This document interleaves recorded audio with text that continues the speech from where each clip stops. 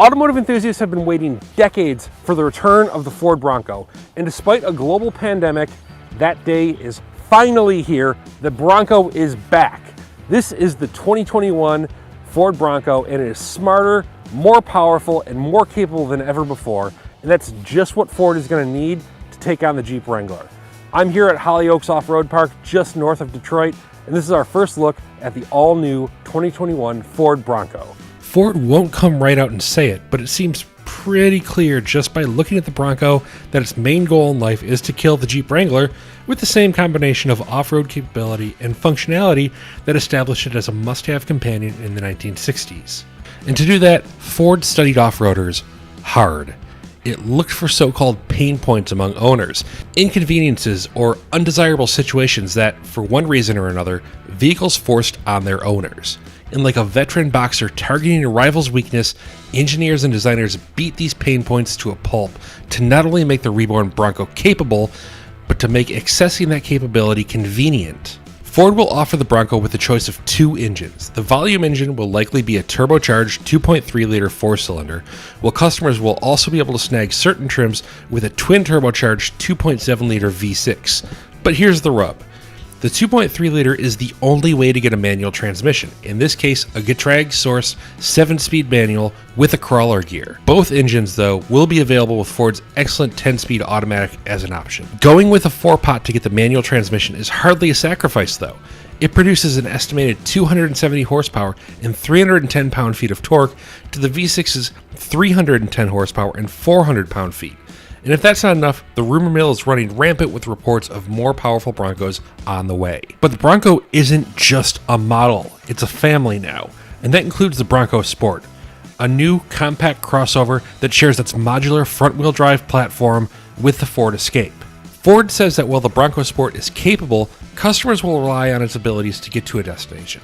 In the Bronco, though, getting there via any terrain is the point. So it's offering both 2 and 4-door models with 2 4-wheel drive options.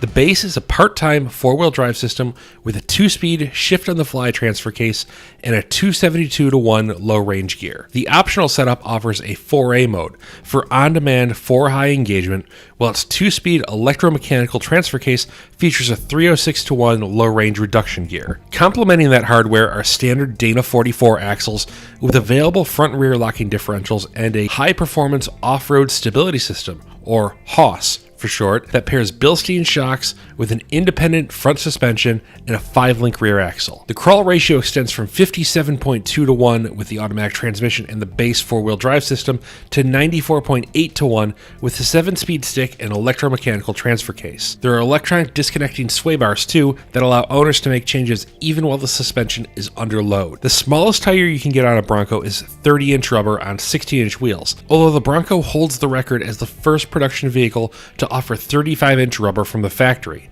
Paired with a 17-inch beadlock capable wheel, these massive tires are available on every Bronco trim via the optional Sasquatch package. Yes, that name is great. It also adds front and rear locking differentials and the Haas suspension. Ford took a novel approach to the Bronco's exterior design, borrowing Ford design chief Moray Callum's personal 1966 Ford Bronco and scanning it down to the thousandth of a millimeter before setting to work on the new model. The data from that process was a key instrument in crafting a modern Bronco that closely adhered to the overall design of the original.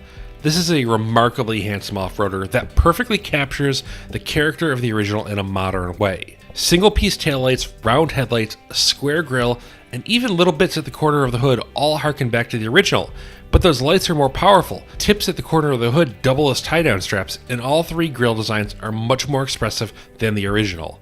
Frameless doors inspired by the original Bronco's open-air character are also easier to remove and stow than a conventional design, while hiding the attachment points from view results in a profile that's far cleaner than you'd find on a Wrangler. It'd be one thing if the Bronco's cabin were just a masterclass in modular design, but Ford added some really attractive elements. The seats look great and are even available in a marine-grade upholstery that shrugs off water. The so-called hero switches that sit atop the dash and control the differentials and other vital functions are a single piece of rubber and are therefore waterproof. There's an accessory rail that runs almost the width of the top of the dash that can hold a phone, a navigation unit, or cameras, and there's a power source there to prevent cables from cluttering up the cabin. Grab handles on the center console and ends of the dash blend neatly with the overall design, while an available 12-inch touchscreen running in Ford's latest Sync 4 software is an attractive centerpiece. Ford addressed many of the pain points experienced by customers with a modular approach to the Bronco.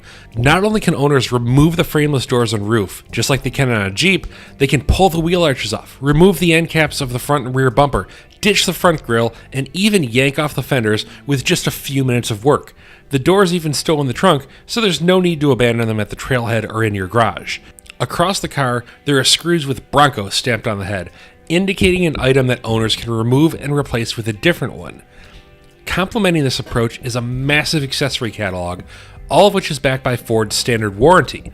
The company says there will be over 200 different items available at the Bronco's launch in spring 2021, ranging from lift kits to door packages to grills and light options. The goal, the company says, is to provide a blank slate to owners looking to create their ideal off-roader free of compromises. The Bronco's 21st century return is just a little ways off, but while today marks its official debut, consumers are going to be waiting a few months before they can park it in the driveway.